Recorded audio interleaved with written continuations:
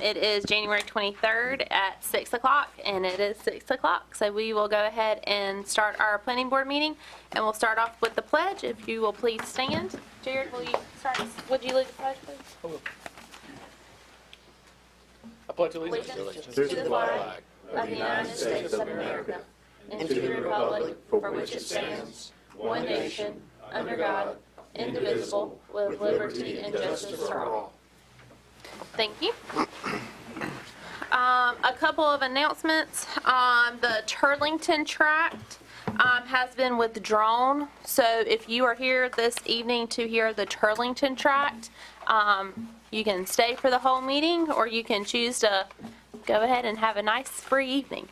But we will go ahead and move on through the rest of the agenda with approval of the minutes from the December 19th meeting.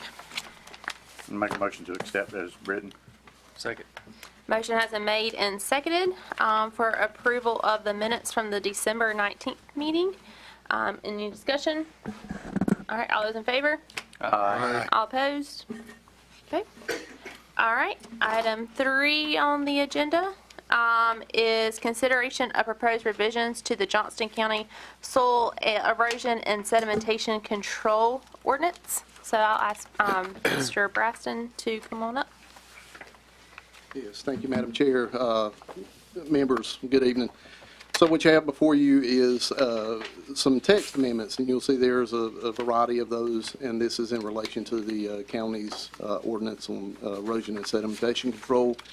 And this time I'd like to introduce Ms. Chandra Farmer, who's the Director of Public Utilities. She can just give you some general information on those and why it's come to you this evening. And I will reiterate this again later if needed, but the role of this board with regard to text amendments, you are an advisory body. There will be no public comment or public hearing from before this body. That is reserved for the Board of County Commissioners, and we will announce that date at the conclusion of Ms. Farmer's presentation. Be glad to answer any questions you may have, but at this time I'll turn the podium over to Ms. Farmer. Good evening. Good evening. Good evening. As Braston mentioned, we have proposed revisions to the erosion and sediment control ordinance of the county. You may be aware the county's erosion control ordinance is authorized by the North Carolina Sedimentation Control Commission, and NCDEQ, the Division of Energy, Minerals, and Land Resources, provides oversight of our program. They conduct routine audits. They make recommendations for program improvements. And most of the revisions that are contained in these recommendations for revisions are ones recommended by the state in order to be consistent with their current programs. There are a few that the county staff has recommended for implementation, and it's really to clean up the program and enforce to be consistent with what we are doing now.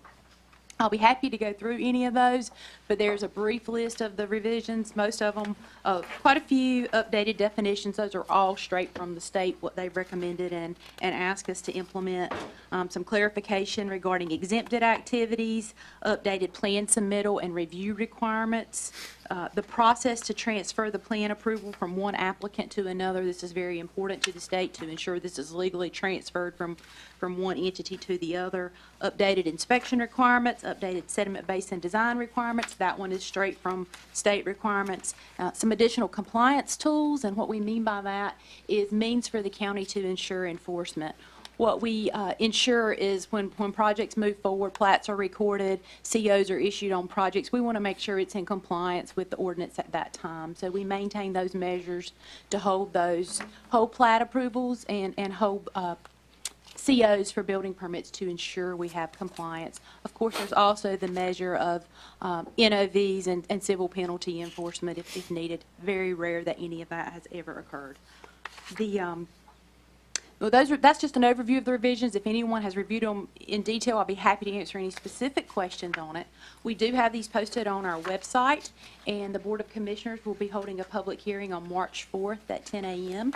Until that time, the public does have opportunity to comment. They can send comments via mail or email direct to my attention, and that's all directed on our website. Any questions?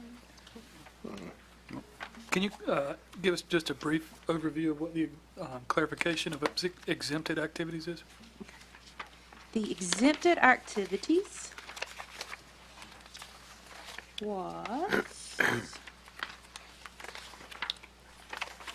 of course, activities under 1 acre are exempt from the sedimentation erosion control ordinance, assuming they're not part of a larger common plan of development. So that's the one overarching exemption. Others are types of usage related to agriculture, but the revisions in this ordinance are, if you go to page 6, under item B, there was some clarifications regarding mulch and ornamental plants, horticulture issues. And then on page 7, you can see there were wetland restoration activities were exempted and natural resource conservation service standards for wetland restoration is included in that. So that's items 6 and 7. Most of those are things that have also federal permitting associated with those.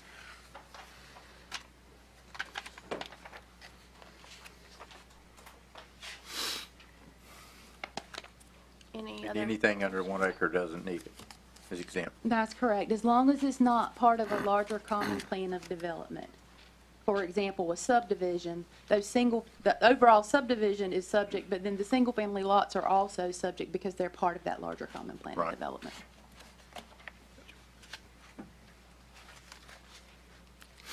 Any other questions? Okay, Thank you. So, just to restate this, the role of this board is simply an advisory. So we will need a motion and a second, and an adequate vote or a majority vote of this board to move it forward to the commissioners with whatever recommendation that might be. Once again, that public hearing has been called for March 4th, 2024, and it will be at 6 p.m. here, 10 a.m., I'm sorry, 10 a.m. here in this space. And as Ms. Farmer said, that is, this document has been placed on their website, and it is open for public comment at any time up until and including the 4th of March. I'll make a motion to approve and move forward. Second. Okay. Motion has been made and seconded to move forward to send this on to the county commissioners and then for public comment. All those in favor? Aye. Opposed? Thank you. All right, next part of the agenda is subdivisions. So as Mr. Will Letchworth likes to also say, I'll reiterate that the vast majority of land in Johnston County is zoned for agricultural residential, which means you can either farm it or put houses on it. We are the final approval body for subdivisions. So tonight, if you are planning on speaking relative to a subdivision, I ask that you please stand and raise your right hand to be sworn in. If you're for, against, or have any questions, go ahead and as well be sworn in, so then that way we're all taken care of. All right. So if you're going to speak relative to a subdivision, we're raising our hand. Okay. Do you affirm that the information you're about to provide is the truth, the whole truth, and nothing but the truth, and that this is your solemn affirmation? I do. All righty. Thank you. All right. We'll go on up to number 1, Windcrest Phase 2. Yes, this is owner and developers Jones Creek LLC, surveyors Carlos Bagley. It's on Benson Road just south of Parker's Point Drive in Elevation Township, served by the West Johnston Fire District and EVS Rescue Squad. It's 25.43 acres total, 1 lot proposed. Johnston County Public Water individual septic, traffic counts not available. This portion of Benson Hardy Road does not appear on the comprehensive transportation plan as needing improvement. Basically, this came before you guys in June of 2021 as the Godwin tract, LW Godwin tract. It was approved for 17 lots, and now they're asking for an additional lot. I thought it looked familiar. Okay. Thank you. All right. All the, Carlos, all those in favor? Or applicant? Hey, good evening, board. Carlos Bagley, 63 Watkins Road. Like Todd stated, we had this approved for 17 lots. After that approval, going through design, we had enough room for soils for another additional lot. The road's been built and constructed. 17 lots has been platted, so we're looking to subdivide lot 17. Any questions for Carlos?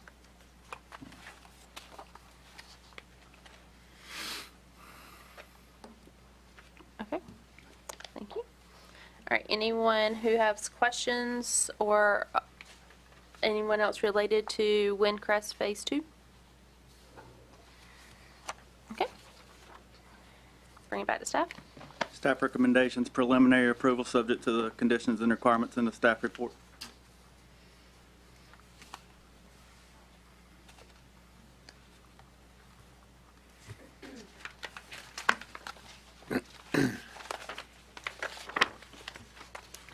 I'll make a motion. Second. Motion has been made and seconded. Any discussion? Okay, all those in favor? Aye. All opposed? All right, thank you.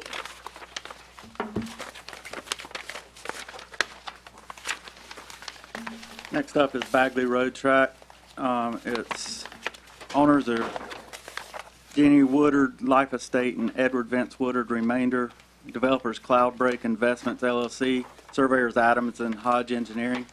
Location is 1700 Bagley Road in the Beulah Township, served by Beulah Fire and North Johnston Rescue. It's 16.54 acres, 15 lots proposed. Johnston County Public Water, individual septic, traffic counts not available. This portion of Bagley Road does not appear on the comprehensive transportation plan as needing improvement. All right, who would like to speak on behalf of Bagley Road Track? Good evening. My name is Jamie Guerrero. I'm with Adams and Hodge Engineering, 314 East Main Street in Clayton. We got a typical subdivision, 15 lot, proposed for 15 lot subdivision off of Bagley Road. It's in compliance, or will be in compliance with all the Johnston County stormwater regulations and will be with at or under 15% impervious surface. I'm here to answer any questions. I had a question about the existing cemetery. Do we know anything about it? Yes, we do. So the cemetery is on site. It's been identified. We spoke with NCDOT to see any requirements that they may have regarding maintenance access. So we did provide, discussed with NCDOT. We provided a 20-foot maintenance access only. So that will not be used to serve any of the lots. Okay. That are along that easement. So that is purely for the cemetery. Access off Kinley Road. That's right. Is that, you said access for maintenance only Or from maintenance families? for regarding the families. cemetery. Yeah, family or whoever, may have loved ones. Is that their existing access now? That I do not know. I do not know the answer to that question. But of course, we have to maintain access to that cemetery. You're going to put access in there if it's not there? That's correct. But it will not be used by any of the All right. residents of that subdivision. Okay. It's very tiny, isn't it? It's 20-foot easement. The cemetery? No, the cemetery. Oh, yeah, it's very small. Yeah, it's .05. Yeah, it's like maybe a family plot. Yeah. Okay. Okay.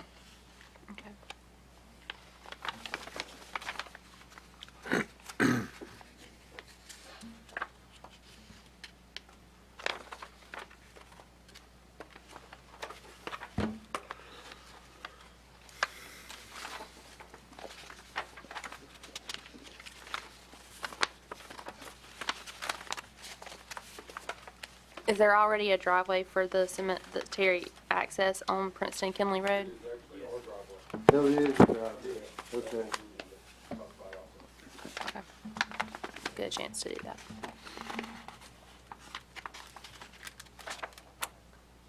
All right, any other questions? Okay. All right, thank you. All right, anyone else on behalf of Bagley Road? Yeah, Paul Gorman, Cloudbreak Investments, 95 Weathergate Drive, Clayton. So just here to answer any other questions you guys might have. Okay.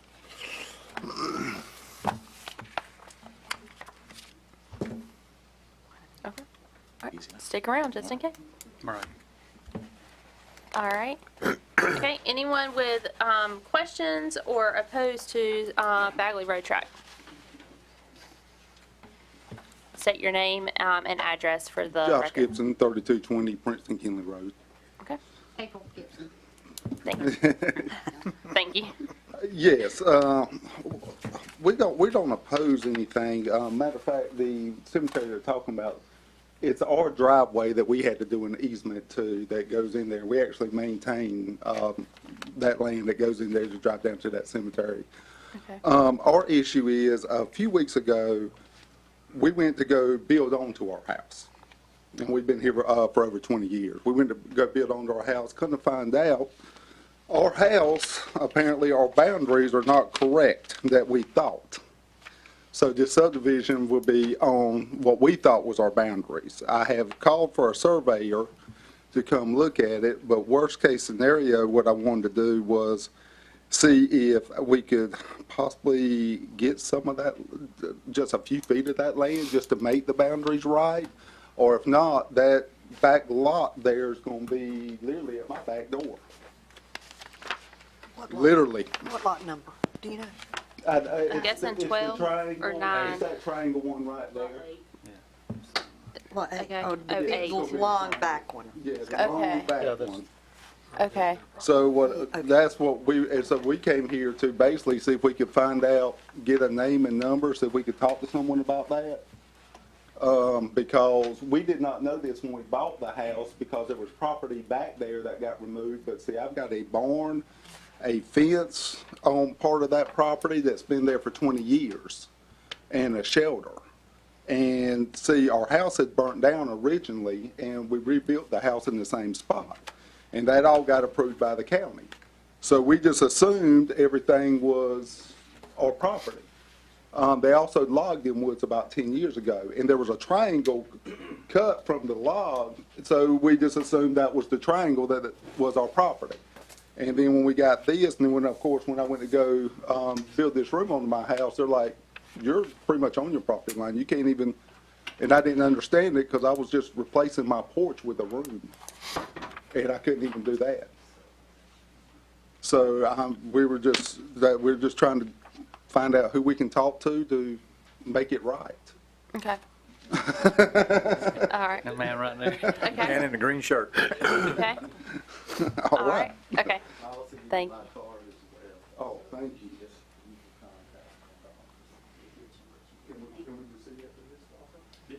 Yes, I will have to run to another planning board meeting in Smithfield. Okay. Smithfield, but if you follow me. Thank you. Okay. All right. Anyone else on opposed or has questions for Bagley Road Track? Good evening, ladies and gentlemen. Yes, ma'am. I am the actual owner of the property. I'm Okay. Edward Woodard. To answer your Can you question, actually put your name and address for the record? Sorry. Edward Vince Woodard. My address is 4265 NC Highway 39 North in Selma, North Carolina. Thank you. So I own the property currently. There is access to the cemetery. It's been there for generations. So, I mean, I'm 60 years old, and I remember it's been there forever. That's part of the family cemetery, so the access is still there. I approve of this subdivision. I think it's good for the community. I think it's going to help property values. It's a nice, quiet community, and I've already spoken to the gentleman here on the phone and told him we would, I would give him the information for these gentlemen back here, but they're here, so I just want to say I approve of it, and I think it's going to be a good thing. Okay. Thank you. Any questions? Do we need to wait until they get together and figure out if there's going to be a change, or? We don't have to. Okay. All right. Anyone else on behalf of Bagley Road Track?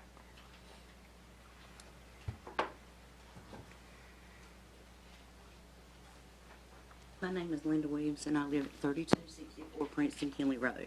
Okay. My only concern is where they're going to go into the cemetery. because that's right there next to my lot. Mm-hmm. Okay. Is it going to change, or is it going to go on the line? I'll ask those questions back to the applicant. So the 20-foot easement to the cemetery is completely within our boundary, so it will Okay. not cross into our property line. Okay. Does that answer your question? Yeah, but it'll be on our site. It will not divide your line. Okay. All right, anyone else? All right, bring it back to staff. Staff recommendations, preliminary approval subject to the conditions and requirements in the staff report. Any questions for staff?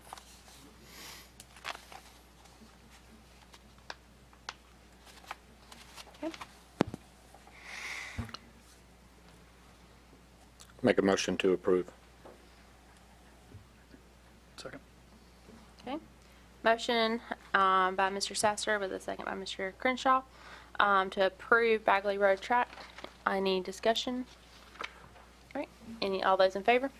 Aye. All opposed? Okay. Passes. Thank you. Next up is Eagles Landing Phase 5. Owner and developers LW Properties LLC. Surveyors McConnell and Associates with Thomas Purdue representing. It's in the 300 block of Memory Lane in the Elevation Township served by West Johnston Fire and EVS Rescue. It's 37.78 acres, 17 lots proposed, Johnston County Public Water. Individual septic, traffic counts not available. This portion of Memory Lane does not appear on the comprehensive transportation plan as needing improvement. This was originally in the voluntary ag district, but it has been removed. Okay. And we have the letter. Okay. I was about to ask about that. Okay.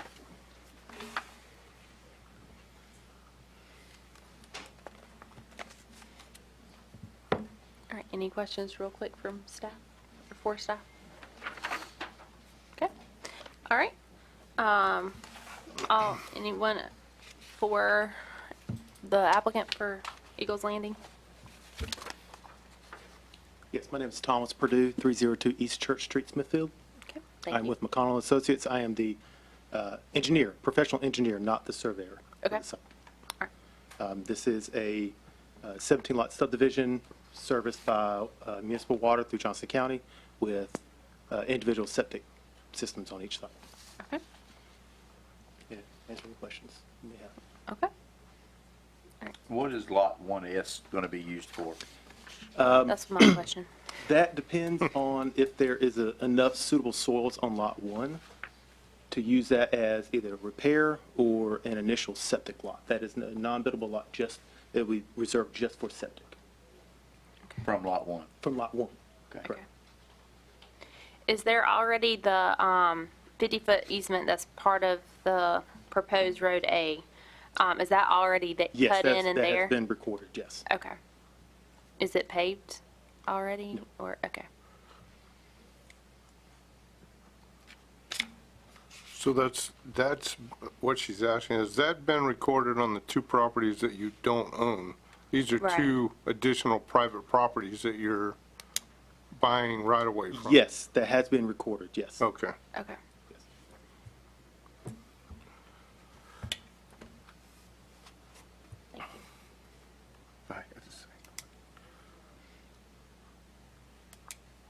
All right. Any other questions? So you can use a repair area underneath, that will actually run underneath the existing road if it has to? That's correct. But- Yes, okay. we've done preliminary soils evaluations, but we have not done lot-specific soil evaluations yet. Right.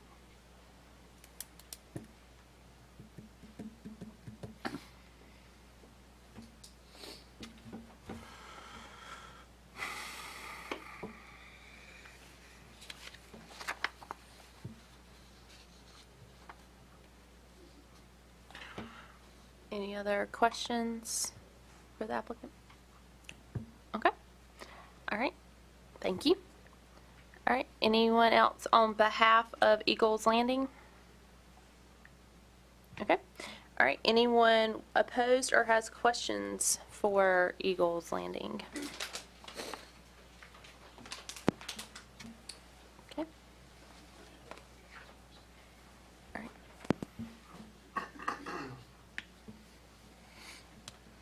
Good evening. Permission to approach and hand over some documents we prepared. Okay, we just need your name and address for the record. Matthew Jenkins, 7 Dawn Road, Benson, North Carolina. Okay, thank you. Robert Jenkins, 936 Benson, Bailey's Crossroads Road, Benson. Okay, all right, thank you.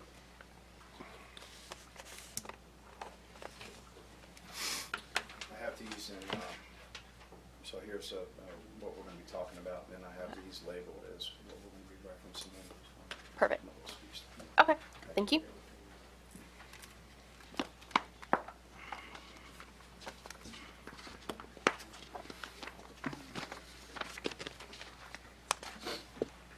Good evening, Planning Board members. My name is Matthew Jenkins. I reside at 7 Dawn Road in Johnston County on the edge of the Jenkins Farm at 936 Bailey's Crossroads Road.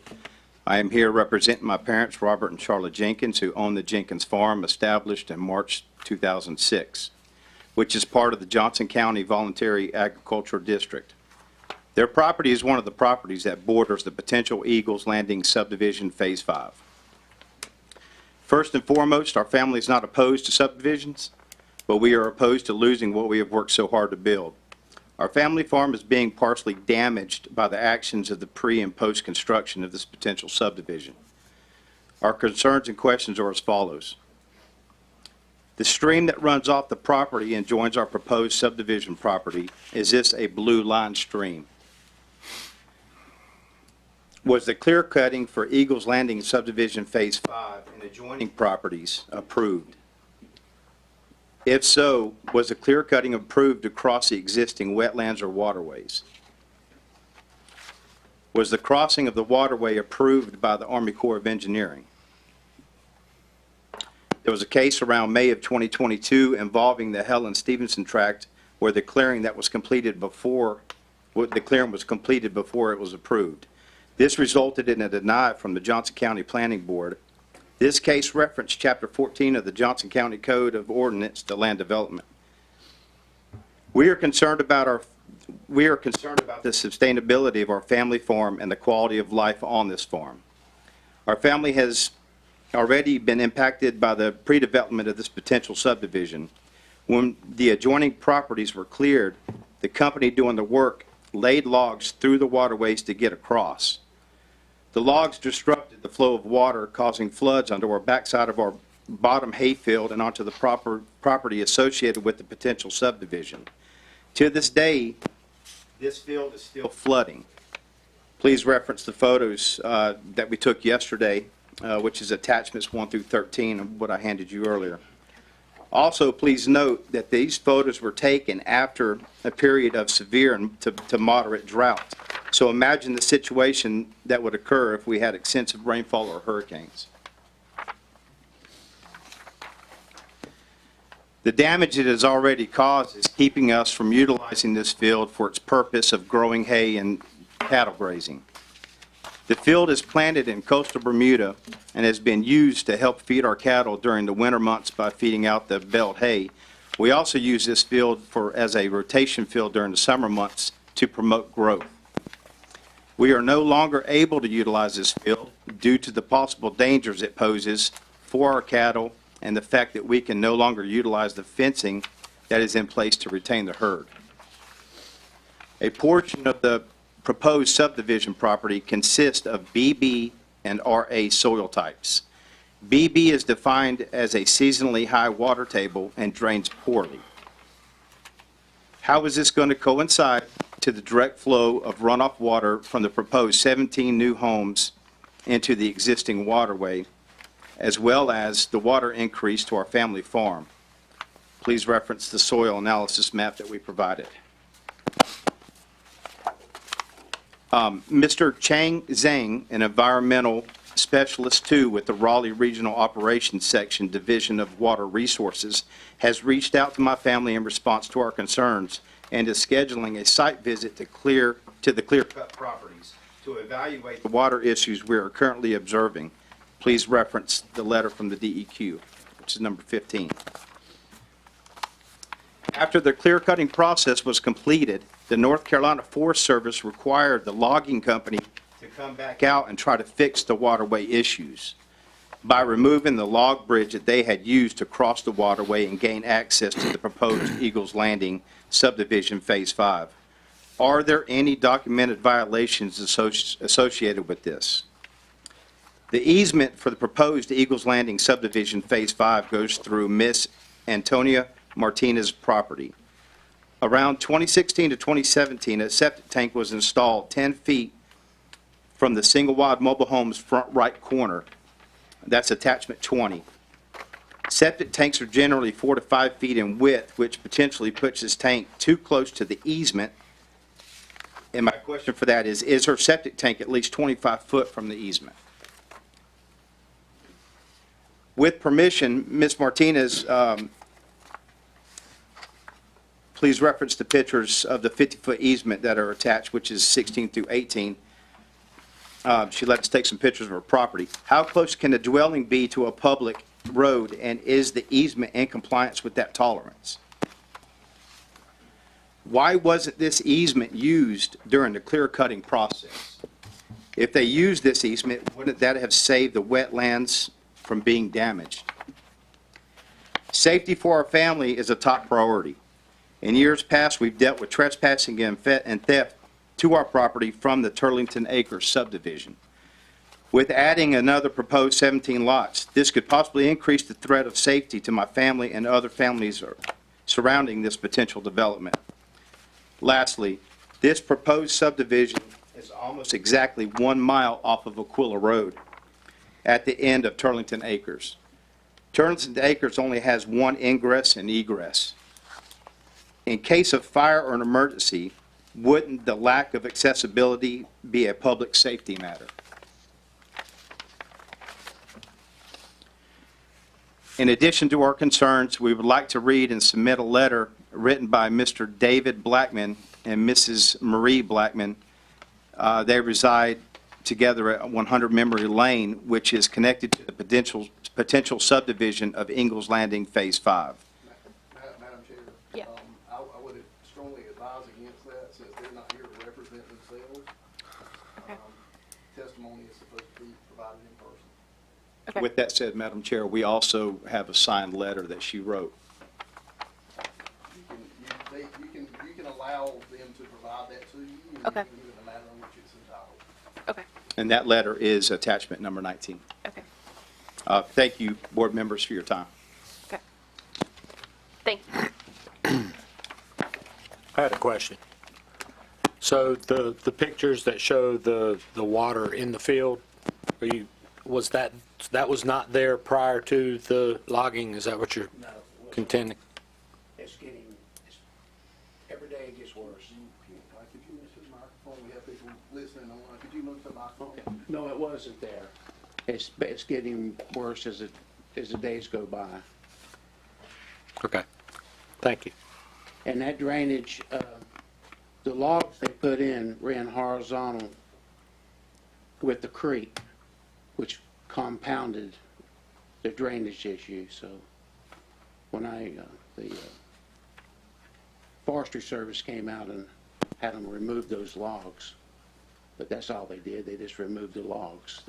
If they're actually whole trees, they had built a bridge from one side of the clear cut, the property that they were clear cutting, to get over to the 37 acres on the other side, which was landlocked at that time. I didn't know they had that 50-foot easement. I don't know why they didn't use it instead of destroying, like my son said, destroying the wetland and the creek and backing all this water up. Why didn't they use the 50-foot easement and go out through the paved road? Would have been a lot simpler. Okay. Thank you. Again, thank you for your time. Thank you. All right, I'm going to ask the applicant to come back up so we can address some of these concerns. Sure. Okay, so the stream that is going across the lots 9 through 14 and a little bit on 15, that question was, is that a blue line stream? Yes, it is. It is, okay. Then the question of the easement. So when was that easement, I guess, secured or put in or any of that? I guess that'll be some of those questions. I'm not exactly familiar with the history of that easement, but I believe what the records I've seen was 2015. Okay. All right, so then the question was, why was the easement not used for the clear cutting? I can't speak to that. Our plans Okay. have no clear Okay. cutting on them right now. Okay.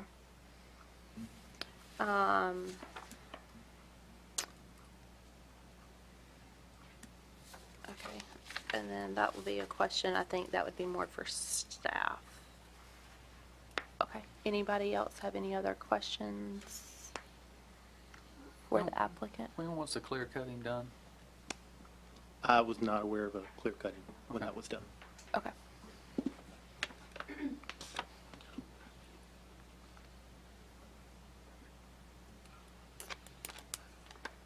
All right, any other questions? Okay, all right, thank you. One of the questions that was asked, it might be for staff, was how close can a dwelling be to a public road, and is the easement on top of that compliance? So we'll say this, if the dedication, if this is going to be a dedicated right-of-way, in which it has to be in order for you, this board, to consider this a Right. major subdivision. I'm not sure there's clarity on that if you review the plat, but would be glad to have the applicant or the applicant's representative address that, whether it's going to be dedicated as a public right-of-way, public or private right-of-way. There is a difference between an easement and a right-of-way. That right-of-way becomes its own separate entity, its own separate property, and it's maintained either privately or publicly, or it's private use, public use, and then potentially, if it's public use, it's dedicated to DOT for maintenance.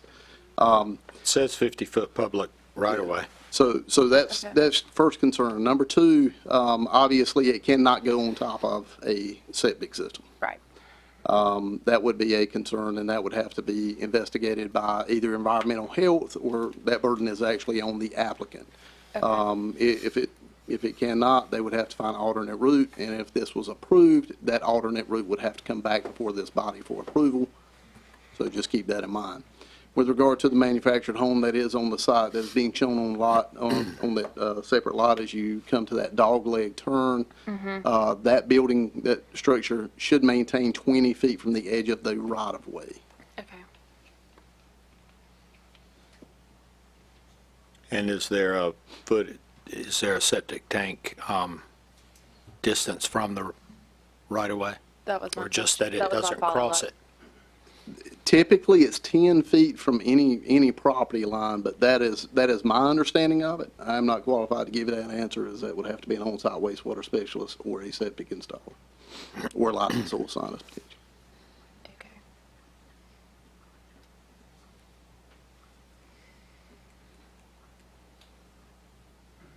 This is being classified as a public use. I would suggest maybe the applicant's can ask that representative question. address that. I mean, it's written here as a 50-foot public right-of-way. And on the print, it shows 50-foot easement. So there's the difference. I mean, that's the way into the subdivision. 50-foot easement. For clarity's sake, I think it would be best if the applicant. Yeah. So can you come back up? The plan is to have this as a 50-foot public right-of-way. Okay. Will it be paved? Yes. Yes. The plan is to dedicate this to DOT roads and to DOT road system, and will meet minimum DOT standards. Okay. Any other questions? Trying to think of any other questions. I would just say that you're not the surveyor. No, engineer. Correct.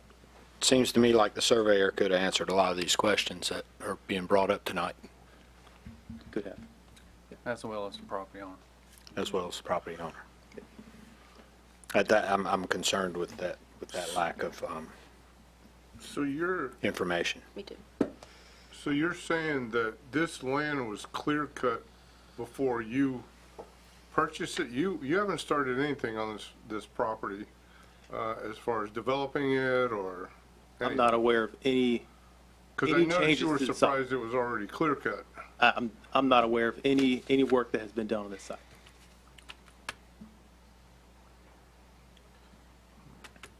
Okay. All right. Hang around because we'll see if there's any more questions. Okay. All right. Anyone else? For Eagles Landing? Okay. Hello. My name is Jessica Buckman.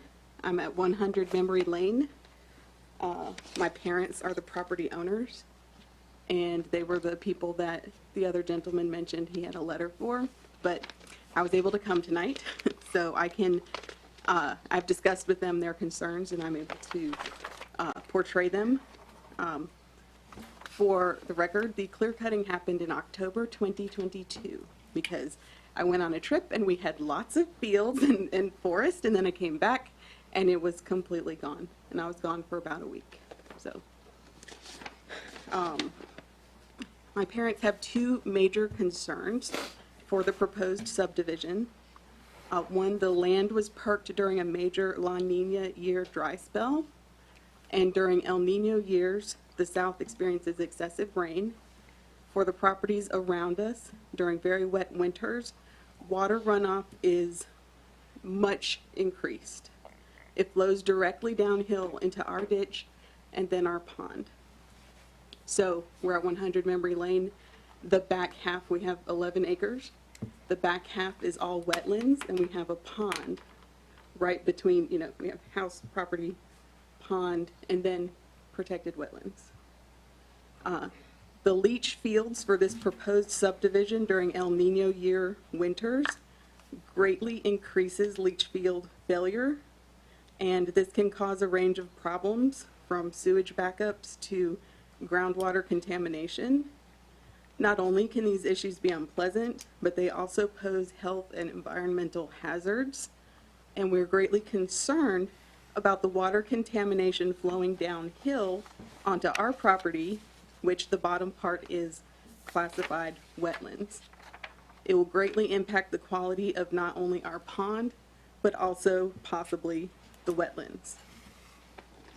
So that was the first concern. And then the second concern is the volume of traffic on Memory Lane and Turlington Drive. So these roads are very narrow, and they have a lot of twists and turns. And as stated previously, the proposed entrance is a single driveway, and there is only, that one point of ingress, egress, and the proposed lot division shows 17 lots for houses. This will add anywhere from 17 to 34 or more vehicles, speeding down some of these curves where there is not a lot of shoulder, and some of the edges are crumbling on as you go further up Memory Lane. So we believe this will greatly increase the danger to numerous children living in the area, as well as any children who may be part of the proposed subdivision. And it will also greatly increase the rate of road degradation. Respectfully, David and Marie Buckman. So. Thank you. All right. Any questions? Okay. Thank you. Thank you.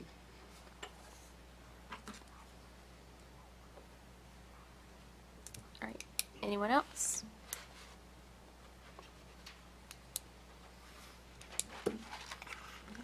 Anyone else on behalf or opposed to Eagles Landing? Phase 5. Okay. Any other questions for the applicant? Okay. All right, staff.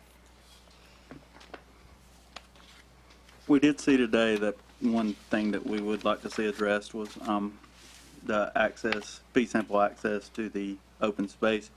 It's currently between lots that lot? I can't see the.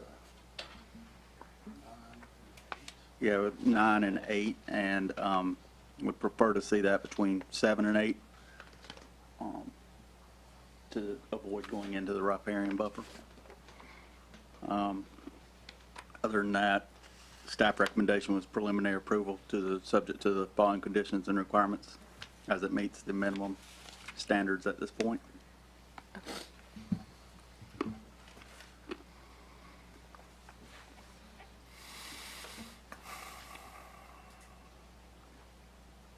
Thank you. I got a lot of questions.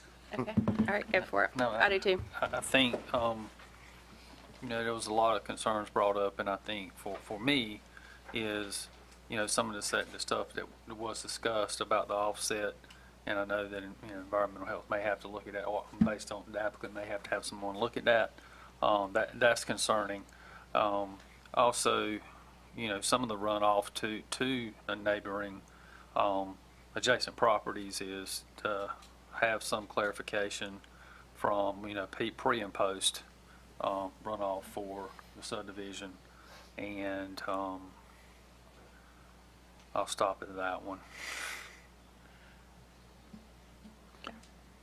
My main concern is there's no one here representing the owner or the surveyor, and we've got questions, and I don't have the answers. Yeah. As well as other people have questions that are going to go unanswered. I think we need those answers before we can I agree. rule on this. Can I ask a question? Can I call the owner and have his voices answer the phone? We would need to be in person. Yeah, I also have concerns, echoing staff, between lots 7 and 8, because of going across the existing stream that was noted as a blue line stream to be able to access the rest of that land and property behind 7 and 8, and then also having a blue line stream going across all those lots. I mean, that's six lots with the blue line stream going right across it, as well as the septic and the easement of making sure that those setbacks are enough and required as well. Make a motion to deny. Second. Motion has been made and seconded to deny Eagles Landing Phase 5. All those in favor? Aye. All opposed?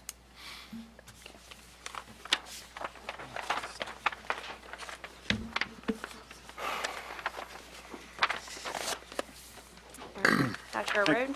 Next up is Hatcher Road Tract. Owner and developers RRT Development. Surveyor Stocks Engineering.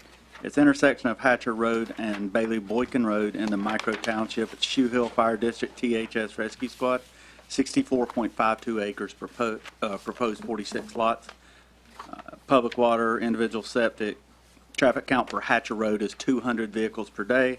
Bailey Boykin Road is not available. These portions of Hatcher Road and Bailey Boykin Road do not appear on the comprehensive transportation plan as needing improvement.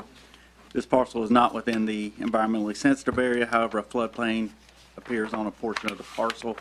Lots 44, 45, and 46 must share a single drive onto Bailey Boykin Road if approved. In reference to direct driveway access onto Hatcher Road, major subdivisions located on local roads shall be designed that there shall be no more than one direct residential driveway connection per 500 feet along the same side of a local road unless it can be demonstrated that the proposed subdivision cannot be physically designed, that no reasonable alternative exists, or it would create an unreasonable hardship without a corresponding public benefit to prohibit individual driveway access onto a local road.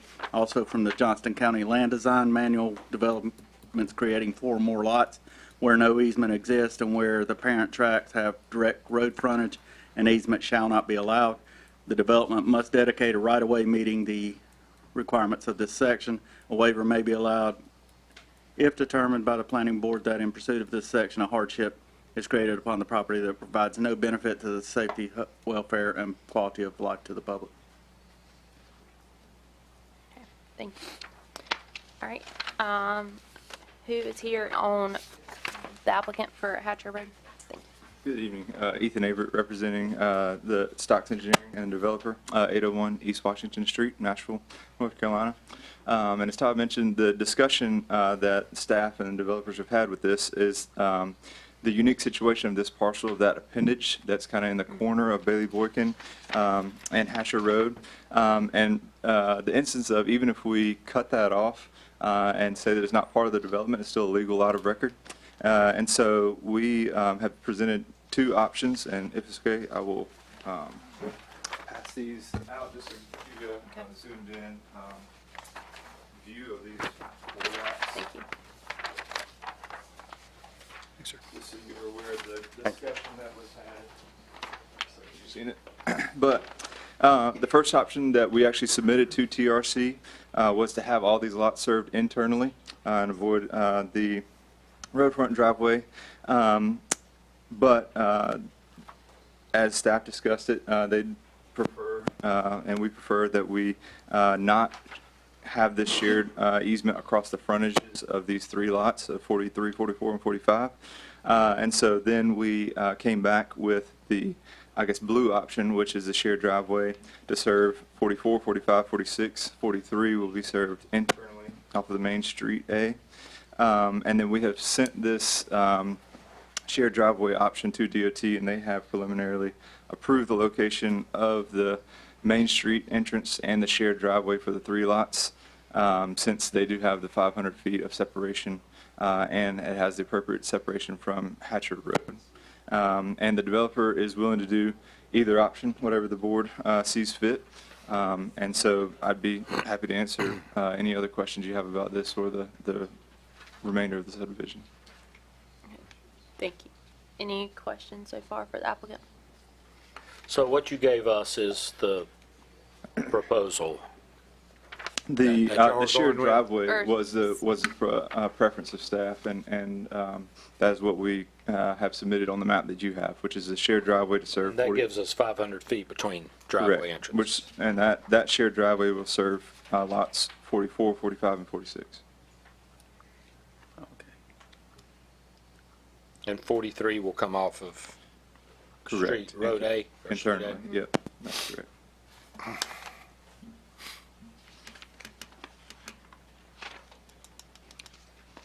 Okay, so the driveway easement would be across, okay. I'm trying to make sure I understood everything. Right, and I guess the official map that you have, shows the second, the blue option and the second Yeah. option, so. Shows the blue and the purple. It just shows Right, the blue and purple. Yeah, right.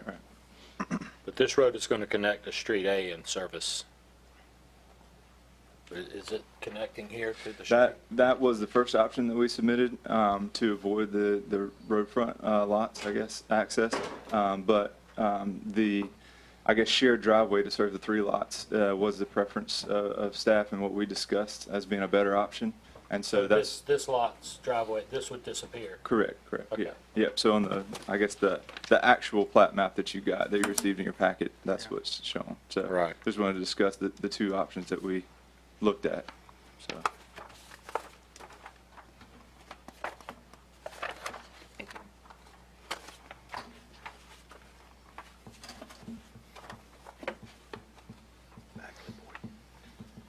What's the distance from the shared driveway easement from Gave us this. Hatcher Road? 200 feet. That's just my concern, it's being very close to the intersection.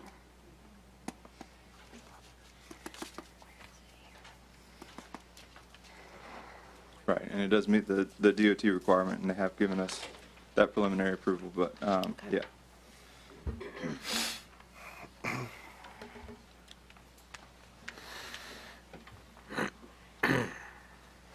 Okay.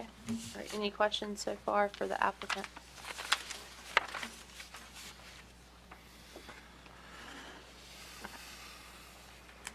Stick around because I'm sure there'll be more. Yeah. Okay. All right, anyone who has questions or opposed for Hatcher Road track?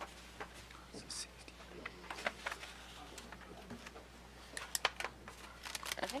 Good evening, Johnny Bailey, 671 Bailey Boykin Road, Selma. Okay. I have one primary concern with this, and that's traffic. I think it was mentioned a while ago that there was a traffic count of 200 cars a day on Hatcher. This facility, of course, if it's approved, will be emptying, they'll have entrance and exit on Bailey Boykin. Not to say that some of it won't go on Hatcher, I'm sure it will. But the potential traffic increase could be as much as 100, 150 cars a day. Basically 50 houses, 2 cars, 100, could be more than that. But that will be a tremendous increase in traffic on that road.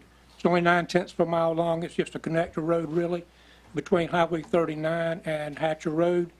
As you can see on the map, on Hatcher Road, there was 3 lots there that are not cut out of this tract, but looks like it was. And there was 3 houses built about 3 years ago there. Fine people, of course, nice houses.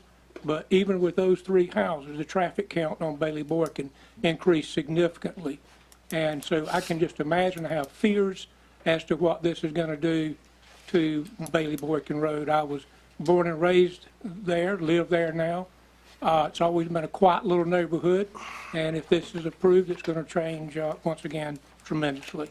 I understand growth, I understand progress, all about that, but as everyone always says, not in my backyard, right? And this is in my backyard, so I'm not here opposing it. I just want you to take into consideration my concerns and also the concerns of some of the other people that will be speaking tonight also, I'm sure. Another thing which is more of a personal problem with me, Bailey Boykin, the farm that we have on Bailey Boykin Road is a very attractive place. It's invited a lot of visitors that you didn't necessarily want on your property. I've had vandalism, I've had trespassing, I've had theft. I've even had people come in and dump a load of trash on my property because I guess they didn't want it to look as good as I thought it looked. But when you leave this property that's being proposed and look across the field, you're looking all the way across my farm. It looks very nice. And again, it's an invitation, and it's primarily kids that do this. We've had an issue with some of the new neighbors. The parent took care of it. There was some vandalism. Kids being kids, they did a few things they shouldn't have done. Thankfully, they had good parents that took care of it. But I would like you to take into consideration my concerns and the concerns of others about traffic and a few other things. Thank you very much. Thank you. Anyone else? So my name is Jonathan Murphy. I live at 855 Hatcher Road. I'm actually one of the 3 houses that he was just talking about. And as well as he's saying, you know, there's a lot, living there from day to day, there's a lot more traffic than it seems. I'm not, you know, not opposed to it at all. The concern that I have, and it may be something that we can work with a developer with, is Street B. All right, so if you follow Street B to the intersection where it meets Street A, where it shows on this proposal, that intersection, the stop sign for Street B would basically end up between those 2 lots, in between 2 houses. My house would be directly south of that. So for me, I mean, it's more of a privacy thing for me. We're talking a lot of cars coming in and out of here, and nighttime it's going to light my house up like a Christmas tree. I don't know if it's something that developer can take note of and possibly put up some kind of barrier, fence, something. But yeah, it's basically going to come right straight in between. And I mean, if they put a house on each one of those lots, it's going to be a clear shot right through to the back of my house. So that's my biggest concern. I know that, you know, people can build fences and people can and do whatever they do to feel like they need their privacy, but I'm also not building a road. That's something that's coming in after the fact. So that's really it that I have. Thank you. Thank you.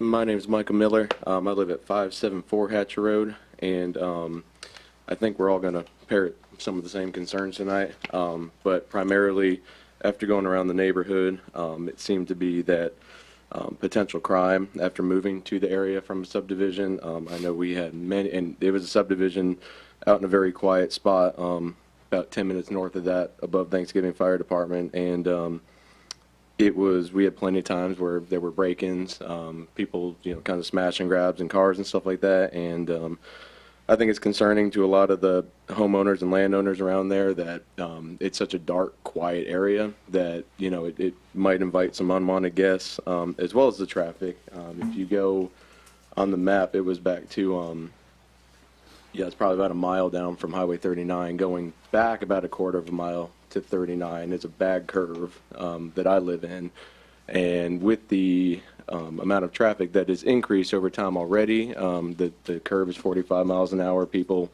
seem to want to do 55, 65. I've seen cars go off the road into the ditch since I've been there. I have 4 kids I'm a single dad of, and they are at the bus stop right there at that curve.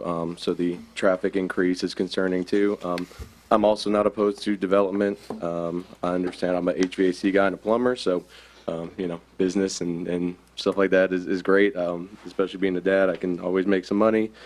But I think a lot of people's concerns was even just the size. I don't know if it's possible or not, but compromising and maybe increasing maximum lot size. Plus, it's out in a very, very quiet area, and there's a gas station, a Dollar General within like 6 miles of there or something. We're already a very heavily car-reliant county for sure. Even Wake County is, we don't have much public transportation around here, and we've already had stop signs there at with Browns Pond Road and 39 due to the traffic increase.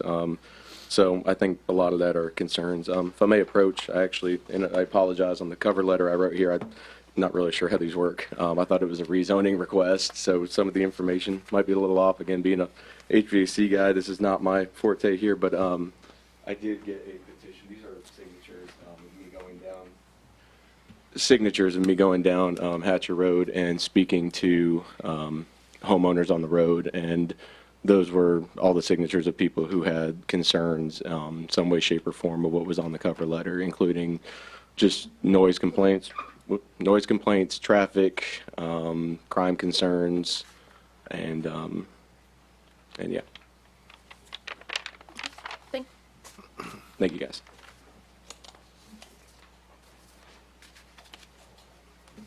Hi, I'm Laura Bailey, and I'm at 667 Hatcher Road and 658 Hatcher Road.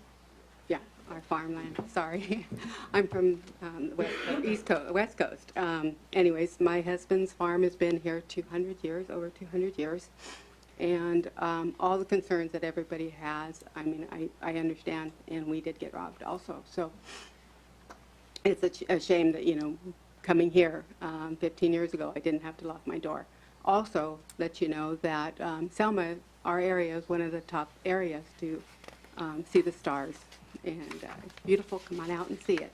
But my main concern that I'm going to be a little bit different than everybody else, and I apologize because I just found out about the development, but the septic. There's a lot of studies going on right now about high-density septic tanks with flooding and farms. And we have a big community that we're planning on keeping our farms. It's really important that we keep our farms. We want to grow our farms in our area, and that's something that's really important to our community and our family. I'm part of the Bailey family, and we have a reunion every year, and it's with the neighbors because they're family. So I would like to make sure that we look into the high density for the septic, because it used to be, I think, 100 or an acre per septic, and now you're putting more. So you're actually putting up the road from my house, you're putting 43 septic tanks, and if it floods, what are you going to do? Right now, I'm concerned because our neighbors were concerned about our septics. We're concerned about the environment. It's really important for us to maintain our farms and the health of our farmers. We're going to eat this food. We're going to drink the grapes and things like that. So there is a bigger concern in our area. It's not just a development. Is the farm in the voluntary ag district? I don't know what that means. I apologize. Okay, so the voluntary ag district is a way for you to register your farm with Johnston County Soil and Water. And so I would recommend looking into that program. What was it called? I'm sorry. The voluntary ag district.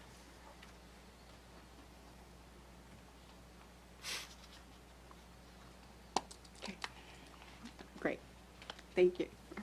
Do you know where I would find more information about the studies that they've done here on high-density septic and their policy for inspecting the, down the line? I mean, when they put it in, I know they inspect it, but what happens after? We have things that... Well, that- You can reach out to Johnston County Environmental health. Okay. All right, thank you.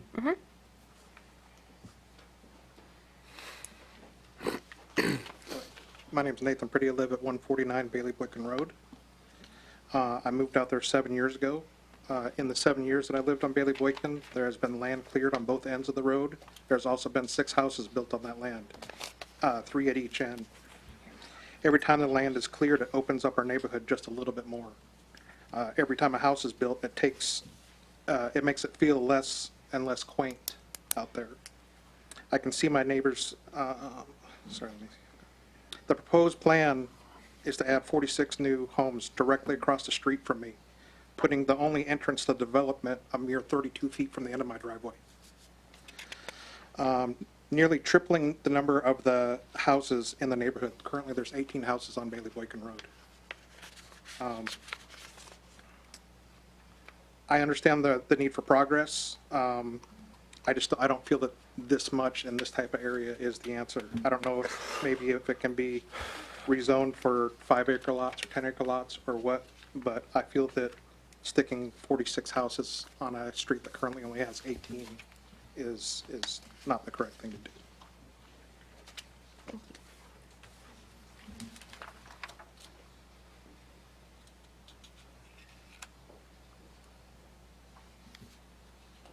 Right, anyone else? Okay. Anyone have any questions before bringing it back to staff? There's a 5-foot non-access easement on Bailey Boykin. I was just wondering what that is.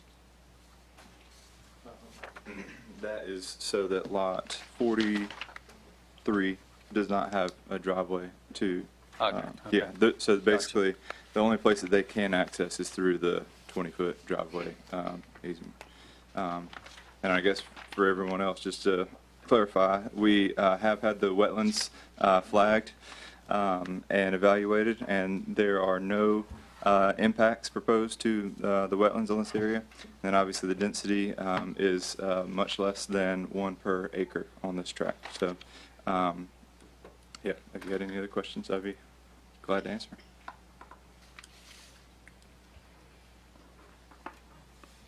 Is there? Go. Yeah, I'm sorry. Yeah. In relation to one of the questions, Mhm. Across the 38 through 42 lots, is there any openness to having some planted shrubbery through there to minimize the effect on the lights on the houses? Sure. I mean, yeah, the developer would be willing to, look at a screening buffer along the backs of those 3 lots. How tall? We can plant evergreens and however tall they grow. If that would be the recommendation of the board, we can do a 10-foot, landscape buffer along the backs of those 3 lots and allow them to be evergreen screening. Leaving cypress would give you about a 20-foot tall tree. Just for 20 years.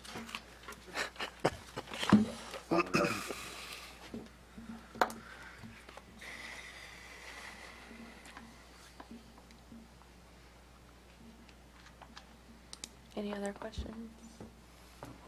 All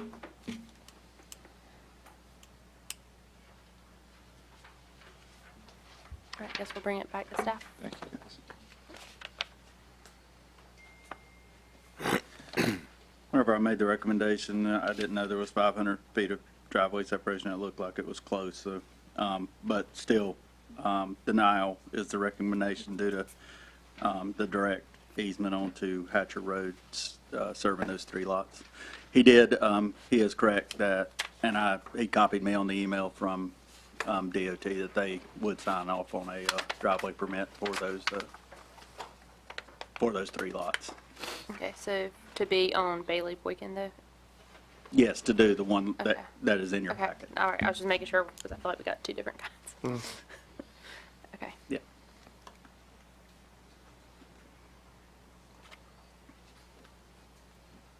All right, I will say that I do appreciate the open space actually being open in the back of the properties from 21 to 29 of actually having the open space there. And as for the subdivision, it is 46 lots. However, the maximum density could have been 93. So whenever you consider 46 is definitely less than 93 lots for this particular area. It's half.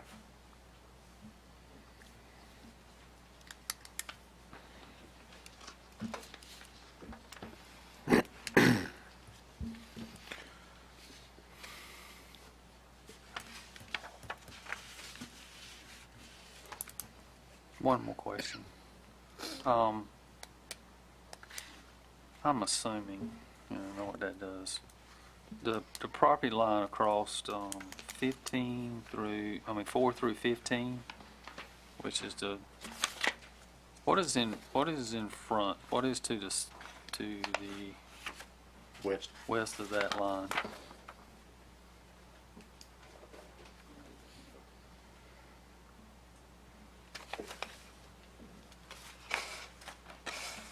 Should be those houses right here. Is there a series of houses? Houses. It's houses. Okay. They're homes. Okay. So would we need shrubbery along those? Yeah.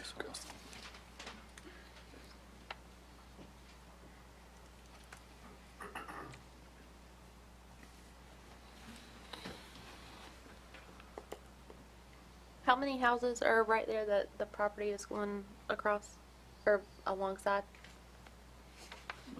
What, the front on Bailey Boykin? Yes. Yes. Looks like 4, I believe. 4 lots anyway. Maybe 5. 7. You talking, on that Yeah. side or on the? Yeah, on that Yeah, side. that side. 6. There's 6 addresses. 6, 7. Okay.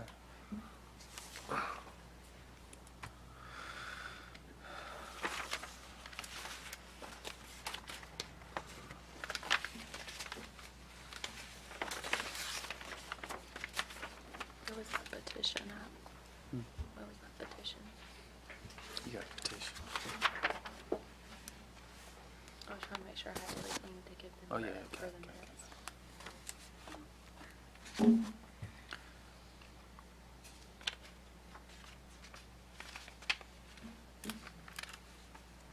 Just curious for staff, under the current land use, the proposed land use plan, what would be the lot, how many number of lots would it, if we had ordinances to,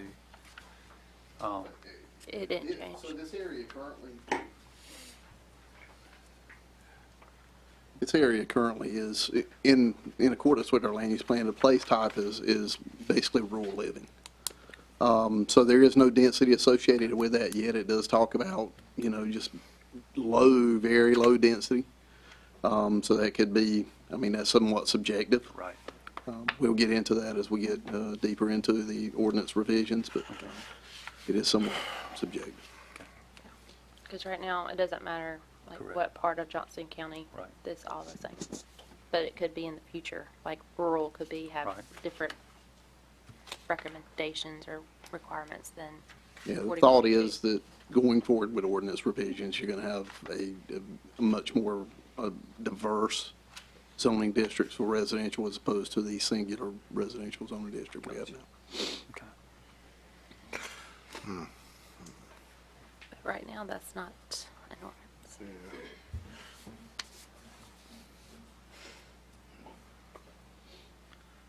So, I have a question for the Okay. applicant. sorry. That's fine, Did that's I fine. I did not No, mean no, to no. interrupt you. No, you're fine. You mentioned that you would put a buffer along, or the owner, developer would be willing to do a buffer along 38 and 42 for those houses. Would they be also willing to do one along the other side of, I guess, 15 through 4?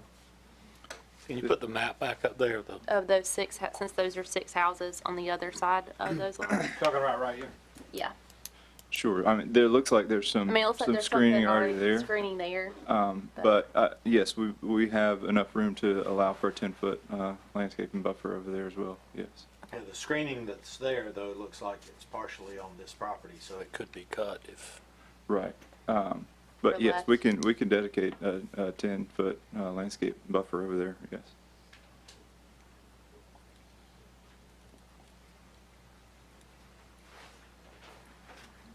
Thank you. Yeah, no problem.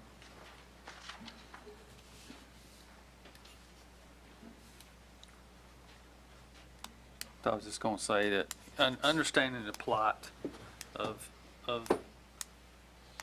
the existing folks on the road, I understand that, but considering the facts that we have to go by and what we're bound to, I'll make a motion for approval as long as we agree that it will be landscaping along the borders as indicated, 38 through 42, and as needed through 4 through 15 lots numbers. 10-foot buffer. Correct. Second. A motion has been made and seconded for preliminary approval with a 10-foot buffer along lots 4 through 15, and then a buffer with 38 and 42. Through 42. Through 42, yep, 38 through 42. All those in favor? Aye. All opposed? Okay. I appreciate the willingness of I was the about to developer say, to thank just. you. That does not necessarily always happen, Yes. Correct. so thank you.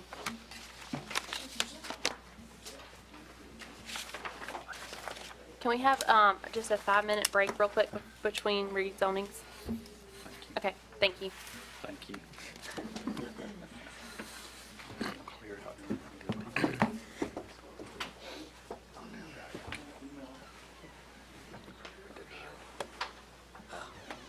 I'm gonna get Will. I got a sec.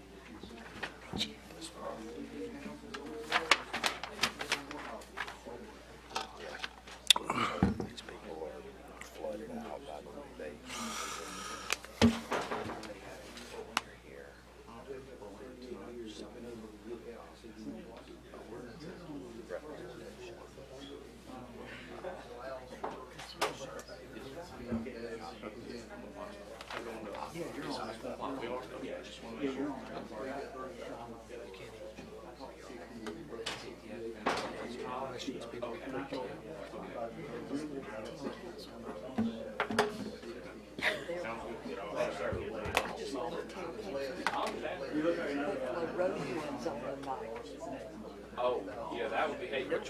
Yeah, that would be hateful. Thank you. See, I'm on Smithfield Plain. That's on Smithfield Plain. Where is it? It's right. You should be living in on the right, and all back behind the shrine. It's where the two others are houses. But she said it wouldn't force twice. It's just like us. We're kind of, our hands are tied. I know. Yeah. You know, I feel. Well, that's why I said I'm glad it was, that's why I said the comment of 46 and not 93.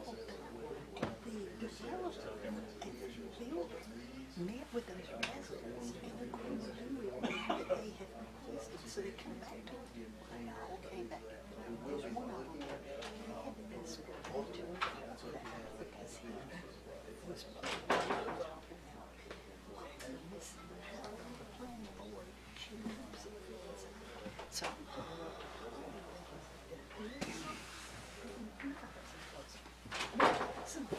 I'll just text Will. He said you loved you. Like, you set me up. You owe me a drink. No, he owes you so much. I think he's back. I'm getting Chick-fil-A on the way home, I can promise you. Tell him he's killing I don't think he left. Did Freddie leave? No, he had to run to his truck. Oh, okay. How much more time ago? We got three more results. I mean, on your 5 minutes. It was right at like 7:19. So like two. Yeah, it's like 2 more minutes.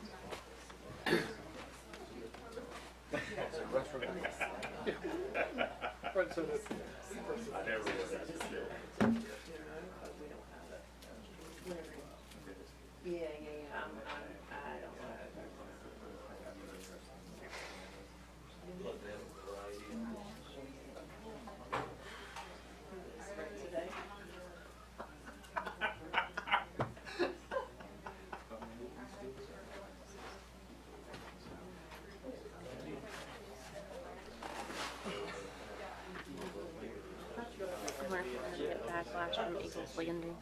What's that? I wonder if we'll get backlash from Eagles.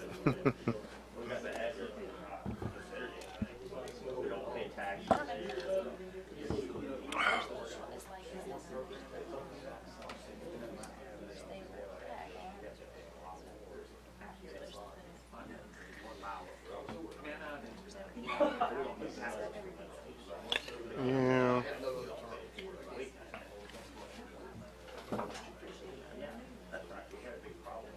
You think you'd come that far and you would have a representative there, but yeah. That's what he told me, because I was asking him, and he said one of them came from the town anyway.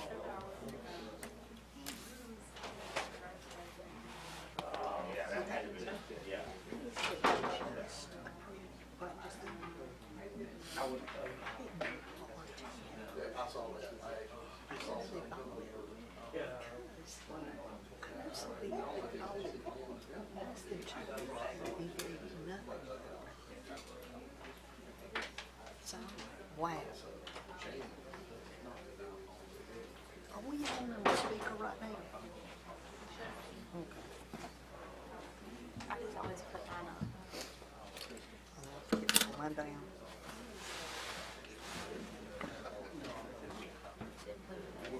I don't think you could turn them off. We ready? Tim's with Jennifer. Yeah. No. Jared, Jay. Think about hit our 5 minutes. You want me to sit there back there? She sent the kid to go get the phone.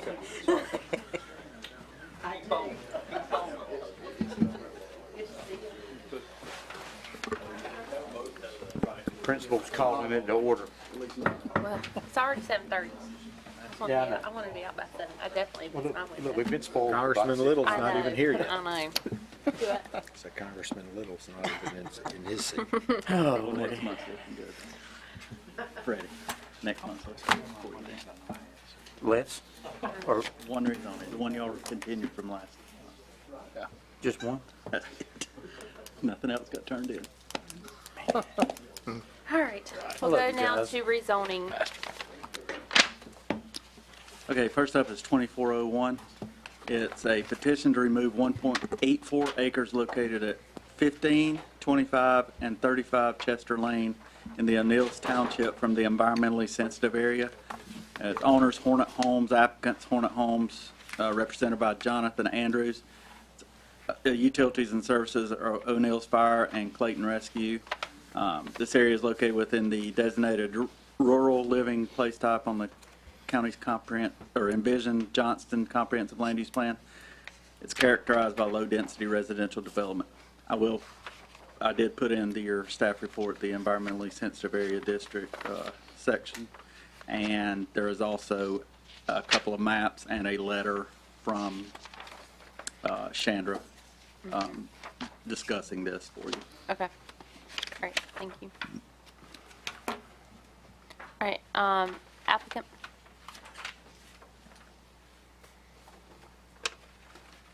Jonathan Andrews, 7841 Stevenson Road, Apex. And, yeah, he summed it up quite nicely. Do it any better. All right. Any questions for the applicant? All right. I don't. Okay. I was wondering if we can get the petition back from Hatcher. Oh, that petition where they signed. That's to go into record. Okay, thank you. Okay. Anybody else for case 2401? Okay. Oh, there. I was gonna let them speak real quick. Yeah. Yeah. Just have your name and address, please. Good evening, members. Luis Vasquez. I am one of the properties that is directly affected, 996 Barnes Road, Middlesex, North Carolina. I guess I would like to start by trying to understand what the impact would be to have the removal of the environmentally sensitive area. I'm not quite clear that I understand what it means. Okay. And then I guess once I understand, then I have some pictures that I would like to provide to you guys if it's something that has to do with what I'm thinking it might be. Okay. All right. We'll bring it back to staff or the applicant, whichever one. Okay. So as you can see in section 14-103, the environmentally sensitive overlay district, basically it does several things. One, it does have any property within that district is limited to a resulting lot size of 40,000 square feet minimum. Additionally, it is also limited for major development, 12% maximum impervious surface area.